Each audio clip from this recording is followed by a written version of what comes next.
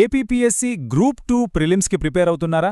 అయితే భారతదేశ భౌగోళిక స్వరూపం ఈ టాపిక్ కొంచెం కష్టంగా అనిపించవచ్చు, కానీ కంగారు పడకండి. ఈ విశ్లేషణలో మనం దీన్ని చాలా సింపుల్గా ఎలా అర్థం చేసుకోవాలో, మ్యాక్సిమం మార్కులు ఎలా తెచ్చుకోవాలో చూద్దాం. ఓకే, ఈరోజు మన ప్రయాణం ఎలా ఉండబోతుందో చూద్దాం. మన రోడ్ మ్యాప్ ఇది. ఫస్ట్, భారతదేశం యొక్క పునాది అంటే దాని పురాతన భాగం గురించి మాట్లాడుకుందాం. ఆ తర్వాత హిమాలయాలు ఎలా పుట్టాయో చూద్దాం, ఆ గ్రేట్ కొలిజన్ గురించి. అక్కడే నుంచి పర్వత శిఖరాలు, వాటి మధ్య దారులు, వీటిని డీకోడ్ చేద్దాం. ఫైనల్గా ఎగ్జామ్లో సక్సెస్ అవ్వడానికి కొన్ని సీక్రెట్ బ్లూ ప్రింట్స్ కూడా ఉన్నాయి. రైట్, మన కథ ఇక్కడ్నుంచి మొదలవుతుంది. భారతదేశం యొక్క జియాలజికల్ స్టోరీ. ఈ కథకి పునాది ఏంటంటే దాని పురాతన, అత్యంత స్థిరమైన భాగం, అదే ద్వీపకల్ప పీఠభూమి. దీని గురించే మనం ఇప్పుడు తెలుసుకోబోతున్నాం. సరే, ఈ టాపిక్ మొత్తాన్ని సింపుల్గా అర్థం చేసుకోవాలంటే ఒక్క అనాలజీ గుర్తుంచుకోండి. ఒక పాత, గట్టిగా, ఏళ్ల తరబడి అరిగిపోయిన ఒక షీల్డ్, ఒక డాలుని ఊహించుకోండి.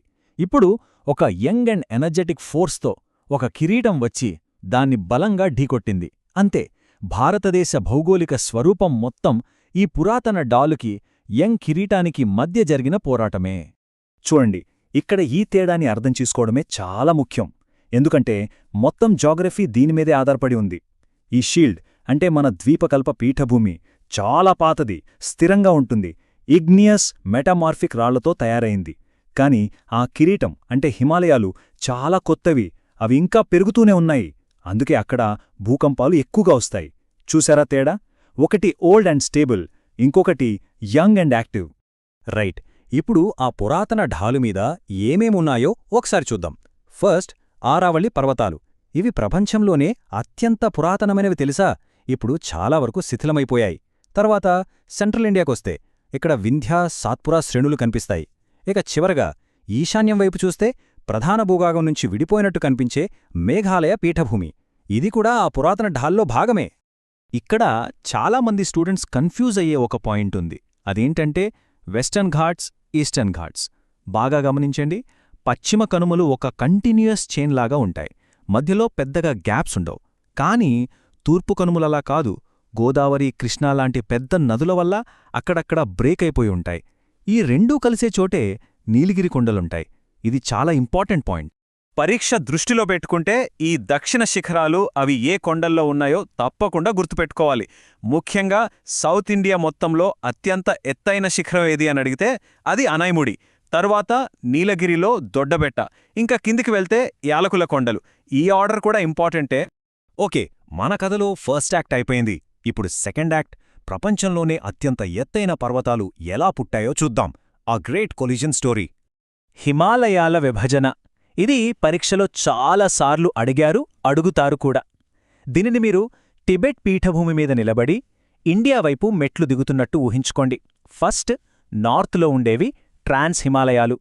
ఒక మెట్టు కిందకి దిగితే గ్రేటర్ హిమాలయాలు, ఇంకో మెట్టు కిందకి దిగితే లెస్సర్ హిమాలయాలు.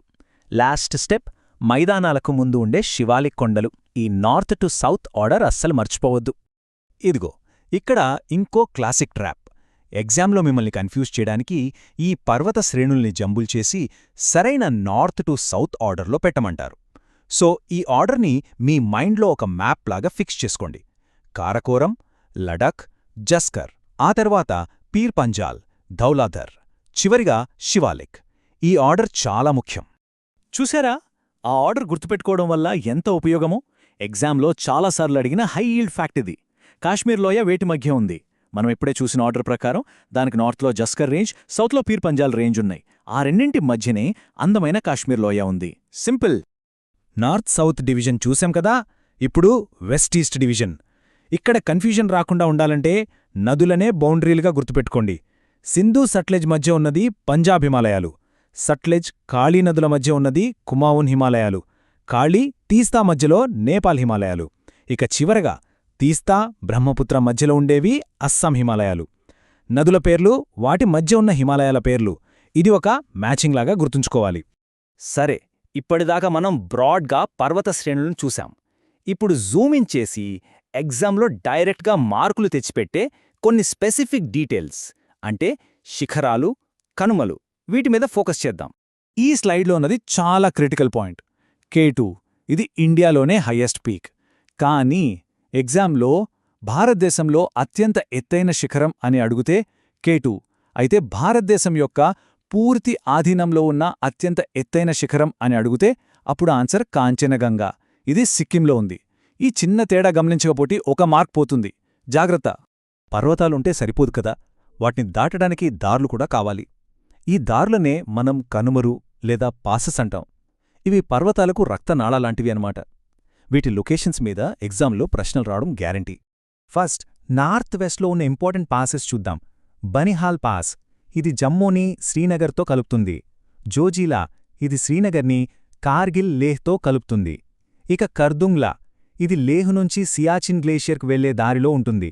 ఇక్కడ మీరు గుర్తుంచుకోవాల్సింది పాస్ పేరు, అది ఏ 2 ప్రదేశాలను కలుపుతుంది అనేది. ఇప్పుడు తూర్పు వైపు వద్దాం. ఇక్కడ పాసెస్ పేర్లతో పాటు వాటి ఆర్డర్, అంటే వెస్ట్ నుంచి ఈస్ట్కి ఉన్న వరుస క్రమం చాలా ముఖ్యం. ఎగ్జామ్లో సీక్వెన్స్ అడిగే ఛాన్స్ చాలా ఎక్కువ. లిపులేక్, నాథూలా, బోమ్డీలా ఇవన్నీ ఈ ఆర్డర్లోనే వస్తాయి. ఓకే, ఆ సీక్వెన్స్ని మళ్ళీ ఒకసారి క్లియర్గా చూద్దాం. ఇదొక హై ప్రాబబిలిటీ క్వశ్చన్. వెస్ట్ నుంచి ఈస్ట్కి ఆర్డర్. ఫస్ట్ హిమాచల్ ప్రదేశ్లో షిప్కీలా, తర్వాత ఉత్తరాఖండ్లో లిపు లేక్, ఆ తర్వాత సిక్కింలో నాథులా, చివరగా అరుణాచల్ ప్రదేశ్లో బోమ్డీలా. ఈ మ్యాప్ని మీ మైండ్లో ప్రింట్ చేసుకోండి. మనం ఇప్పటిదాకా చాలా డీటెయిల్స్ చూశాం. కొండలు, శిఖరాలు, కనుమలు, చాలా ఇన్ఫర్మేషన్ ఉంది. కానీ ఈ ఇన్ఫర్మేషన్ మొత్తాన్నే ఎగ్జామ్ హాల్లో మార్కులుగా ఎలా మార్చుకోవాలి? దానికోసం కొన్ని చీట్ కోడ్స్ ఉన్నాయి. అవును, మనం ఇప్పుడు ఈ సెషన్లోనే మోస్ట్ ఇంపార్టెంట్ పార్ట్కొచ్చాం, మీ ఫైనల్ ఎగ్జామ్ బ్లూ ప్రింట్. ఈ టాపిక్ అనే తాళాన్ని తెరిచి మీ స్కోర్ని మ్యాక్సిమైజ్ చేసే మాస్టర్ కీ ఇదే. ఈ సెషన్ మొత్తం నుంచి మీరు కేవలం 3 విషయాలు గుర్తుపెట్టుకున్నా చాలు.